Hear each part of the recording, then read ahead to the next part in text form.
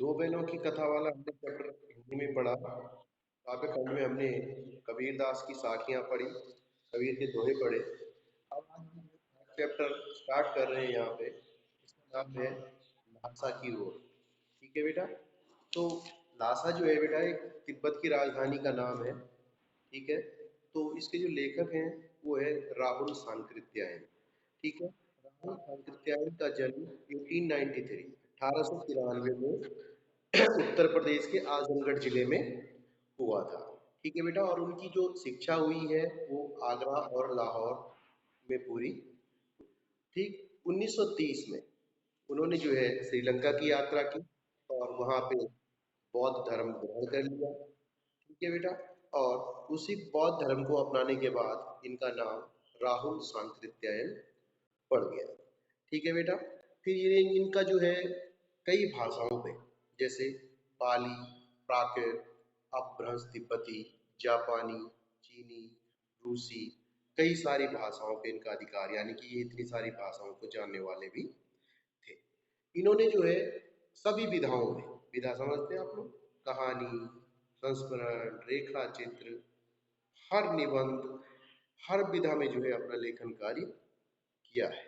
इन्होंने जो है अपने जीवन में बहुत सारी यात्राएं की हैं। इन्होंने जो है अपने यात्रा वृतांतों को जो है आप तक पहुंचाया है। ये भी इनका एक यात्रा वृतांत है, जब ये जो है तिब्बत की यात्रा पे गए थे। इस चैप्टर का नाम भी है आपको लहासा की ओर। ठीक है बेटा। तो लासा की ओर जो है ये जो है एक वृतांत है, यात्रा वृतांत है। इन्होंने जो है जब पहली बार राहुल सांकृत्यायन जी जो है तिब्बत की यात्रा पे गए हैं, तो 1929-30 में जब लेखक जो है नेपाल के रास्ते तिब्बत गया, उस समय चीन और भारत में सीमा विवाद चल रहा है। तब की बात है ये, 1929 और 30। तो जिसके चलते जो है भारत के लोगों का जो है तिब्बत में प्रवेश करना मना था। ठीक है। फिर किस तरह से जो है लेखक वहां गया, वहां पहुंचने के लिए लेखक को जो है भिखारी बनने का भी नाटक करना पड़ा। फिर जब वो वहां पहुंचे तो उन्होंने अपने इस यात्रा वृतांत में तिब्बत के समाज के बारे में जो है जानकारी तो दी है, साथ में जो है उन्होंने भारत से तिब्बत की ओर जाने वाले उन खतरनाक रास्तों, उन खतरनाक परिस्थितियों, विषम परिस्थितियों का भी जो है वर्णन किया है। तो ठीक है। तो लेखक जो है अपनी तिब्बत यात्रा का वर्णन करते हुए बताता है कि तिब्बत जाने के लिए जो है लेखक ने नेपाल के उस रास्ते को चुना। मतलब जब गया तो नेपाल के रास्ते गया। उनको ये लगता था कि भाई नेपाल के रास्ते जो है तिब्बत में आसानी से पहुंचा जा सकता था। ठीक है बेटा।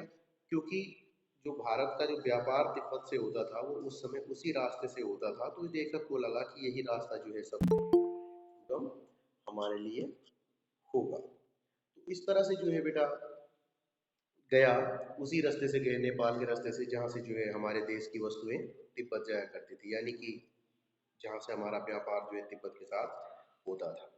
ठीक। सारे रास्तों में जो है कई सारे किले मिले। चीनी फौजें जो है वहाँ पे रखी हुई थी, चीन की फौज वहाँ पे डेरा डाले हुए है, क्योंकि भारत चीन में सीमा विवाद भी चल रहा है। ठीक है बेटा। तिब्बत में जो है दूसरी बात, अब उन्होंने तिब्बत के समाज के बारे में बता रहे हैं। ठीक। तिब्बत में रूढ़िवादिता का नामो निशान नहीं है। रूढ़िवादी क्या होते हैं? जो पुरानी परंपराओं को मानने वाले होते हैं, ऑर्थोडॉक्स, यानी कि पुरानी परंपराओं के पीछे भागना। वहाँ पे जो है तिब्बत में ऐसा कुछ नहीं था। वहाँ पे जो है कोई जातिगत भेदभाव भी नहीं था। बिल्कुल भी जो है तिब्बत के लोग जो है एक दूसरे को एक समान मानते थे, एक समान रूप से एक दूसरे के साथ व्यवहार करते थे। ठीक है बेटा। तो यही था, कोई छुआछूत, जाति पाति का कोई भेदभाव वहाँ पे नहीं था। वहाँ की महिलाएं भी जो है कोई पर्दा प्रथा भी वहाँ पे नहीं थी। लोग जो है हमेशा एक दूसरे की मदद करने के लिए आगे हमेशा तैयार रहते थे। ये जो है लेखक ने अपनी तिब्बत यात्रा के दौरान की जो बात है ये बताई है। ठीक। यहाँ तक कि तिब्बत के समाज की एक खासियत उन्होंने बताई है कि चाहे अपने हो या पराये हो, चाहे जानने वाले हों चाहे नहीं जानने वाले हों, वे लोग जो है सभी की मदद किया करते थे। और वहाँ का जो सबसे ज़्यादा प्रसिद्ध पेय होता है, वो वहाँ के लोग चाय बहुत पीते हैं। तिब्बत के लोग चाय जो है बहुत पसंद करते हैं। आप जैसे चाहे वहाँ चाय बनवा सकते हैं। ठीक है बेटा। तो लेखक की मुलाकात जो है वहाँ पे एक मंगोल कि एक भिक्षु सुमति से होती है, जिसे वहाँ के रास्तों का अच्छा ज्ञान है। मंगोलियाड एक प्रजाति होती है, चपटीनाथ थोड़ा सा वहाँ था उनका, मंगोलाइड होता है ना, जैसे चंगेज खान का नाम सुना होगा, तो मंगोल प्रजाति बड़े थोड़ा क्रूर होते हैं।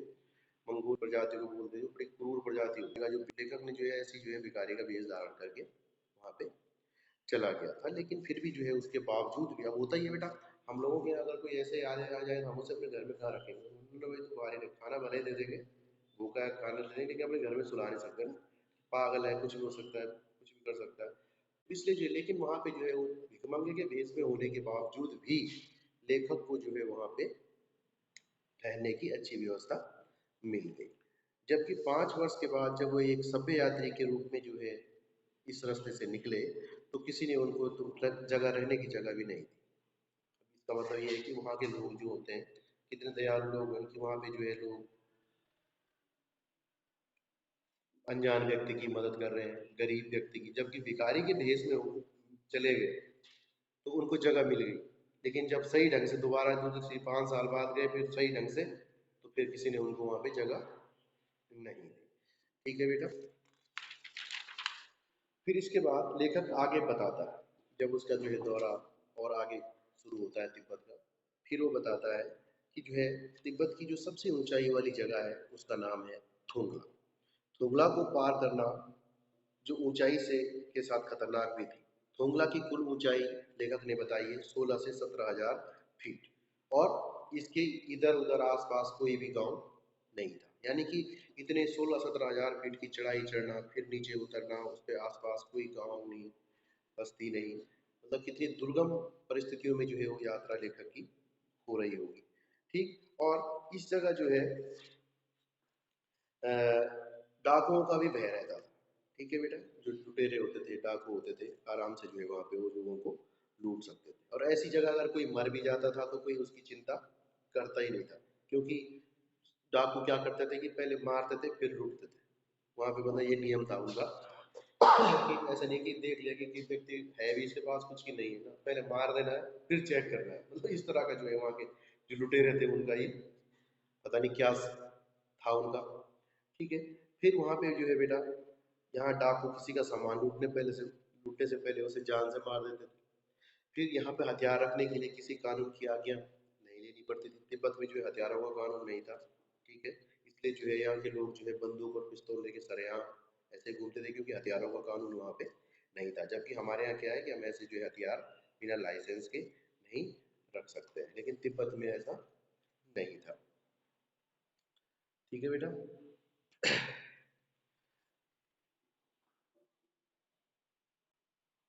हाँ। तो फिर जब वो वहाँ पहुँचते हैं तो यहाँ जाते हैं वो लोग, तो उनको पता चलता है कि भाई यहाँ पे किसी ने किसी को मार भी दिया। फिर जो है कई सारी चीज़ें उनको वहाँ के बारे में पता चलती, कहीं कहीं पे घबराहट भी होती है। लेकिन फिर भी वो पहाड़ की खड़ी चढ़ाई चढ़ने के लिए जो है घोड़ों पे फिर उसके बाद सवार होते हैं, क्योंकि 16-17 हजार फीट थोंगला नाम की जगह के बारे में बता रहा लेखक। फिर चलते हैं घोड़े, फिर एक स्थान पे चाय पीते हैं। फिर 17-18 फीट ऊंचे टंडे पे पहुंच जाते हैं। इतने ऊंचे चबूतरे पर जो है बिना बर्फ और हरियाली के नजर आ रहे हैं। सबसे ऊंची जगह, पत्थरों के ढेर, जानवरों के सींग, रंग बिरंगे कपड़े, झंडियों से सजा डंडे के देवता का स्थान। उतरते समय जो है, अब होता क्या है, लेखक जो है लेखक का घोड़ा जो है क्या रहता है, जब वो चढ़ाई चढ़ रहे होते हैं तो लेखक का घोड़ा थक जाता है और वो पीछे रह जाता है। तो अमूमन क्या होता है कि लेखक जो है रास्ता भटक भी जाता है। फिर जिस तरह से जो है जैसे तैसे करके जो है वो लेखक फिर शाम को अपने गांव में पहुंचता है जहां वो जाते हैं। फिर वहां पे लोगों ने चाय, सत्तू, थुप्पा, जो कि पान होता है, थुप्पा तो आप लोगों ने खाया भी होगा, थुप्पा जिसको बोलते हैं, तो वो सब जो है तिब्बती पेय जो है उनको वहाँ पे मिल जाते हैं। ठीक है बेटा। फिर लेखक बताता है आगे, जो है लेखक बता रहे हैं कि फिर वो ऐसे दुर्गम स्थान पे एक जगह पहुंच जाते हैं जहाँ जो है पहाड़ों से घिरे टापू की तरह लग रहा था। यानी कि एक स्थान ऐसा कि चारों तरफ से पहाड़ों से घिरा हुआ टापू है। ठीक है। मैदान के भीतर की पहाड़ी दिखाई देती थी। इस पहाड़ी को तिंगरी समाधि गिरी कहते हैं। ठीक। अब जो सुमति थे, अब जो सुमति जो मंगोल भिक्षुओं से मिला था, उसके वहाँ पे जो है कुछ गाँव में यजमान थे। यजमान मीन्स जैसे हमारे पंडित जी होते हैं तो यजमानी होती है ना उनकी। तो गाँव में जाते हैं तो वहाँ पे जो है वो कपड़े के जो है कंडे उनको बना के दे रहा था। तो जब सुमति जो है आस-पास के गाँव में चला जाता है अपने कंडे बाँटने के लिए, तब तक लेखक को जो है वहाँ पे एक मंदिर मिलता है जहाँ पे जो है बुद्ध वचन, बुद्ध वचन मतलब तिब्बत में बौद्ध धर्म के लोग रहते हैं, तो महात्मा बुद्ध से जुड़ा हुआ है। तो उसके जो बुद्ध ने जो प्रवचन दिए होंगे, उनकी जो है एक किताबें वहाँ पे 108 किताबें जो है रखी हुई थी। तो लेखक ने जो है आराम से उन किताबों के बीच में बैठ गया और उनको पढ़ने लगा। उसके बाद क्या होता है, जो साथ वाला सुमति था वो अपने यजमानों को जो है कंडे बाँटने के लिए गाँव में चला जाता है, लेकिन अब लेखक को उसकी कोई भी चिंता नहीं रहती है। क्यों? क्योंकि अब वो उसको जो है जो 108 किताबें मिल गई तो लेखक क्या हो गया, उनको पढ़ने में रम गया। ठीक है बेटा, तो ये था इसका चैप्टर का सारांश।